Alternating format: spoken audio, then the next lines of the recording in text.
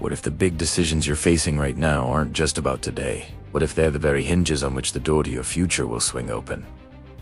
It can feel overwhelming, can't it? Standing at a crossroads, feeling the weight of a single choice. It's that feeling of being lost, of fearing what's next to pain many of us know all too well. But what if the map for navigating these life-altering moments is hidden inside one of the most ancient stories ever told? What if the path to your purpose has already been walked? Today, we're diving into the story of Moses, a man who went from being a prince of Egypt to a fugitive in the desert, and then from that lonely exile to a leader of millions. We're going to uncover 5 critical choices he made, choices that didn't just change his life, but forged a nation and echoed through history. These are the same kinds of choices that stand before you today, the ones that can help you step out of your own wilderness and into the purpose you were made for. Our journey with Moses doesn't start in a palace. It starts in a desolate wasteland. Moses, once a man of status in Egypt, is now just a shepherd in Midian. He's got a past. He made an impulsive, terrible mistake that cost a man his life and forced Moses to run from everything he knew. He's a man in exile, living a quiet, forgotten life, probably thinking his shot at making a difference is long gone. He's been in this wilderness for years, a time that must have been filled with confusion and a nagging sense of being left behind. And it's right here, in this place of total obscurity, that God meets him in a way he can't ignore. A fire, seen from a distance, emanating from a tree in a sacred valley. From this fire, God calls out to Moses with a staggering mission. Go back to the place you fled. Confront the most powerful man on the planet, and lead your people to freedom. So what's Moses' response? It isn't a bold, "Here I am." Instead, it's a waterfall of self-doubt and fear. Faced with this huge task, Moses reveals his deepest insecurities. These aren't just historical details. They're the same anxieties that whisper in our own ears when we're called to do something bigger than ourselves. First, he is gripped by fear. Fear they will reject him, and fear that Pharaoh will seek revenge for his past. He sees his own history, a fugitive from justice, an outcast, and sees only reasons why he's not qualified. He's so stuck on his past mistakes and present limits that he can't imagine a different future. God's response is incredible because he doesn't try to boost Moses' self-esteem. He doesn't say, "Come on, Moses, you're better than you think." Instead, God changes the whole equation. He says, "I will be with you." He reassures him and reminds him that his presence is the only qualification that matters. When God calls, he doesn't call the equipped, he equips the called. But Moses is still afraid. He points to his own personal weakness. "Oh Lord, my tongue is not fluent." He claims he has an impediment in his speech. Whether it was a physical issue or just crippling insecurity, the feeling was real to him. God's reply is a powerful reminder of his power. The one who created man can surely grant him a. That even 10, Moses asks for help, petitioning God to send his brother, Aaron, with him as a helper, someone who could support him and speak with clarity. God, in his mercy, grants this request, providing a solution to Moses' greatest insecurity. What we see here is the first life-shaping choice. The choice to move past your inadequacy and just say yes to God. Moses' story teaches us that our past doesn't disqualify us. The mistakes you've made, the time you feel you've wasted, none of it can stop what God wants to do through you. Moses had to choose to stop looking at himself and start looking at the God who was with him. That's your choice, too. What inadequacy are you hiding behind? What failure are you letting define you? The first step into your purpose is realizing it's not about who you are, but who is with you. After making the tough choice to obey, Moses heads back to Egypt. He and Aaron confront Pharaoh. They endure a terrifying series of plagues, 9 clear signs of God's power, and finally, they lead their people out of centuries of slavery. But freedom isn't the finish line. It's the start of a new journey, and the first test comes right away. Picture the scene in an entire nation, maybe millions of people, is on the move. The relief of leaving Egypt is quickly fading. They're in an impossible spot. In front of them is the massive, impassable Red Sea. Behind them, they hear the thunder of approaching chariots. Pharaoh has changed his mind, and the full Egyptian army is hunting them down. They're trapped. No way forward. No way back. Panic erupts. The people turn on Moses, their words filled with fear and blame. Was it because there were no graves in Egypt that you brought us to the desert to die? This is a crisis point. And right here, Moses has a choice. He could join the panic. He could despair. He could try to logic his way out of an impossible situation, but he doesn't.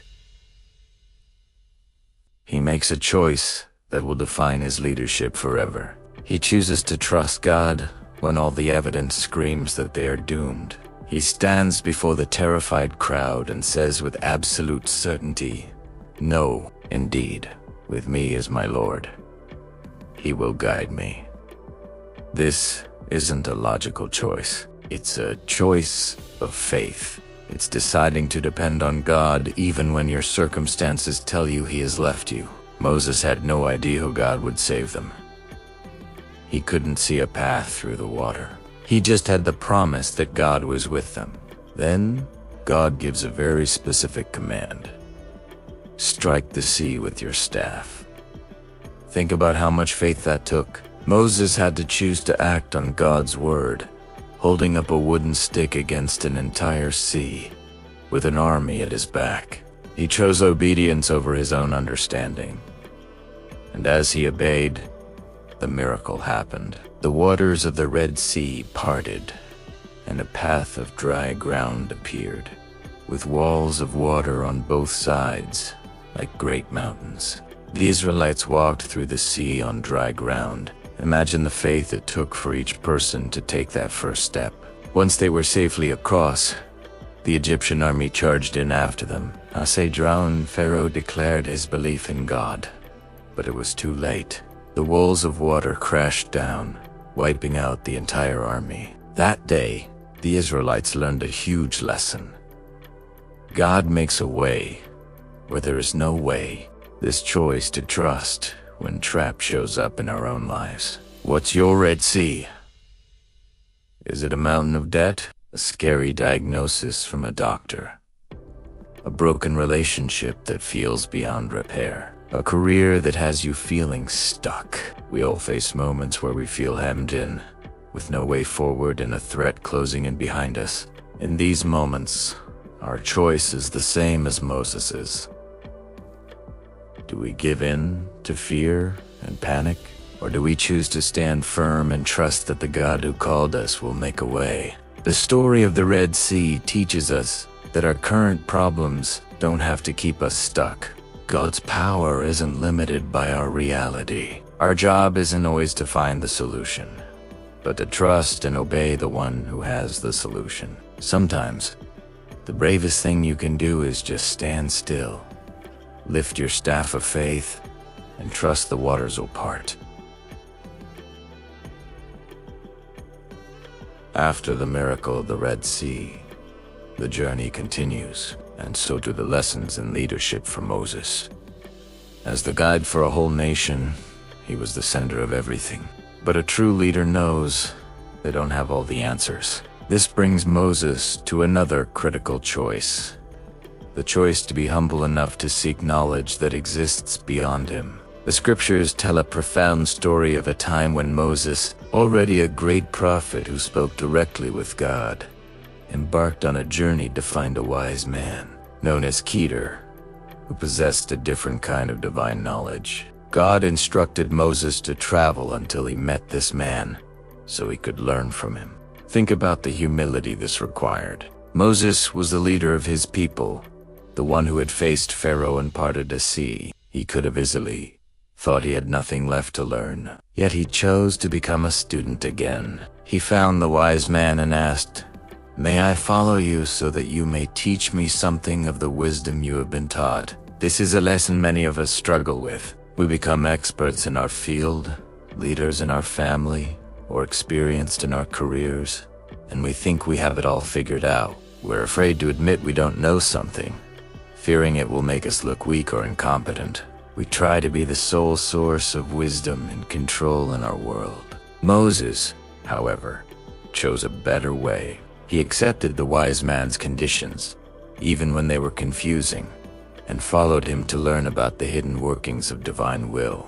He watched as the man performed acts that seemed strange and even wrong, but each had a deeper purpose that Moses couldn't see at first. He had to learn to trust that there was a wisdom at play, greater than his own understanding. The lesson for us is huge. It's the choice to let go of the ego that says, "I have to know everything," and instead embrace the humility that asks, "Who can I learn from?" Strong leadership isn't just about having power. It's about recognizing the wisdom in others and being willing to be led. Who are the wise people in your life you can learn from? Are you humble enough to become a student again, even in an area where you think you're an expert? The story of Moses and Kita teaches us that your journey isn't a solo mission. You don't have to have all the answers. Choosing to seek wisdom and trust the knowledge of others is a choice that expands your own understanding and makes you a more profound leader. If Moses' story is resonating with you, and you're finding these choices helpful for your own life, take a second to subscribe to the channel. We're always exploring timeless stories like this to help you find clarity and purpose. The trip from Egypt to the Promised Land should have taken a few weeks. Instead, it became a 40-year marathon in the wilderness. And this wasn't a peaceful hike. It was a relentless grind of opposition and frustration, and not just from enemies, but from the very people Moses was trying to lead. This brings us to the fourth huge choice. The choice to persevere in the face of constant opposition and the failures of your people. This wasn't a single decision, but a daily commitment to keep going when it felt like everyone and everything was against him. The opposition was relentless. He faced constant complaining from the Israelites. When there was no water, when they got tired of the miraculous food God provided, they longed for the foods they had in Egypt. They were a stiff-necked people, always fighting his leadership.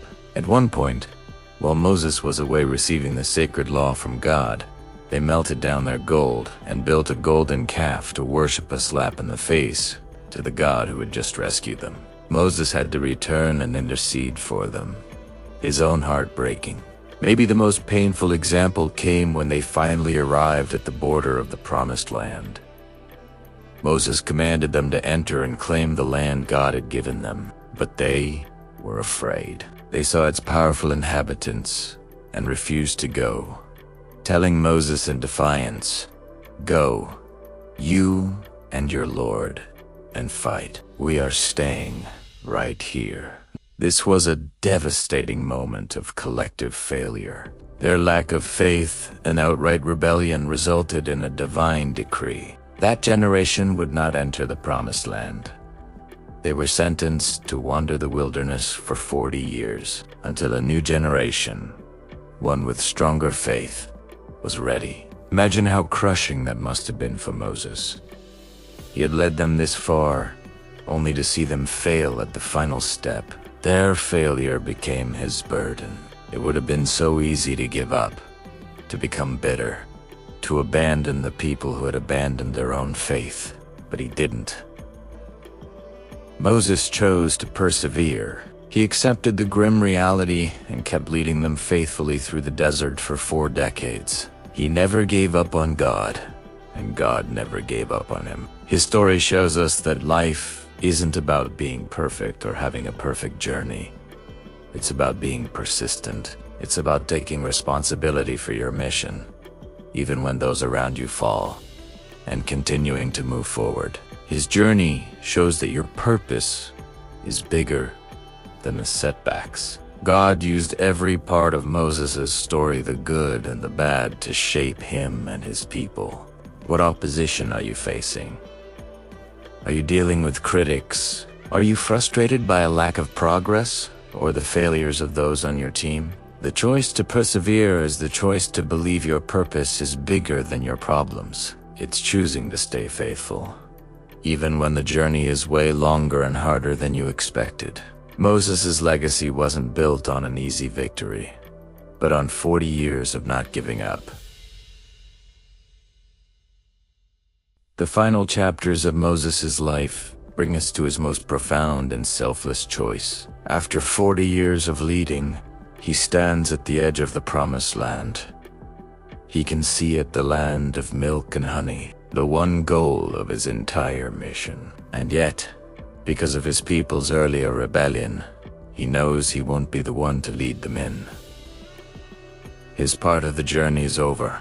His personal dream of stepping foot in that land won't happen. In this moment of deep personal disappointment, Moses makes his fifth and final life-shaping choice to invest in a future he wouldn't be part of by passing the torch to his successor, Joshua. This wasn't a choice made with bitterness, but from a place of true servant leadership. Moses cared more about the future of his people than his own legacy. He understood that there's no success without a successor. God himself guided this transition.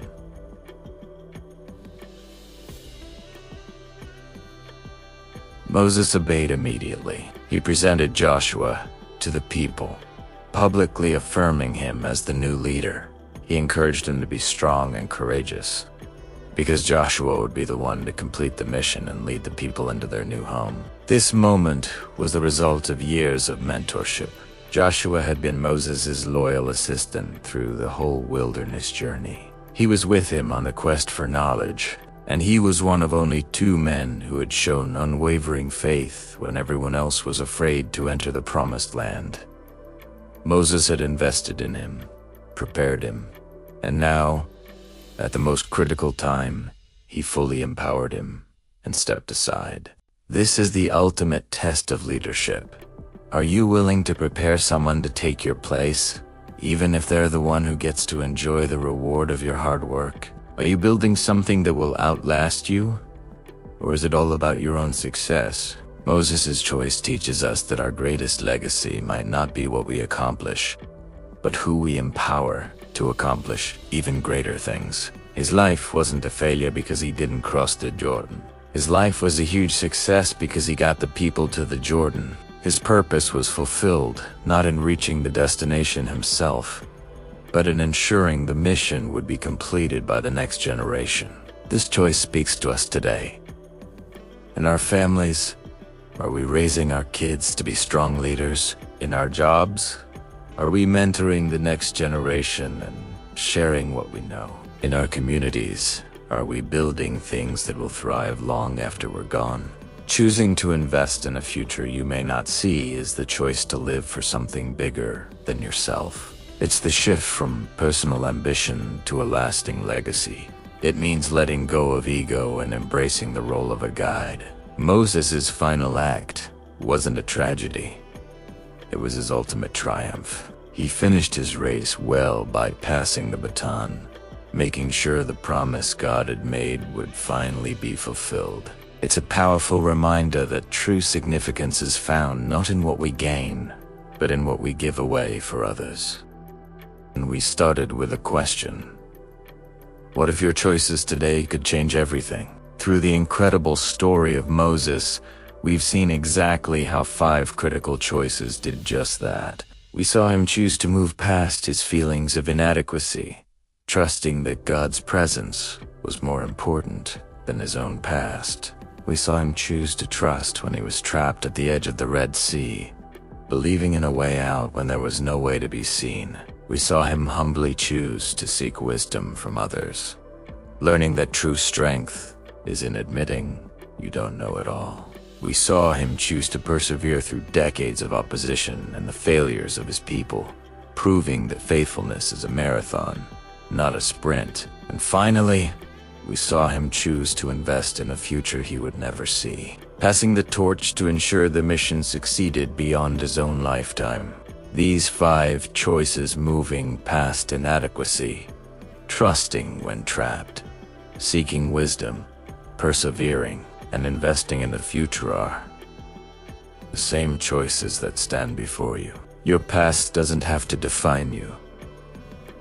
Your fears don't have to paralyze you, and you were never meant to carry the weight of it all alone. Moses was a flawed, normal person, just like us. He doubted, he feared, he got frustrated. But he was also a man who, at the critical moments, made choices of faith that shaped his destiny and the destiny of millions. His life is proof that God doesn't need your ability.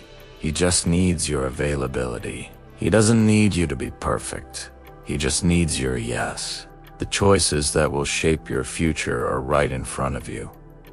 They are the next right thing you do in faith. Whatever wilderness you're in today, know that the same God who met Moses in the desert, who parted the sea for him, and who saw him through 40 years of struggle, is with you. Make the choice to trust him.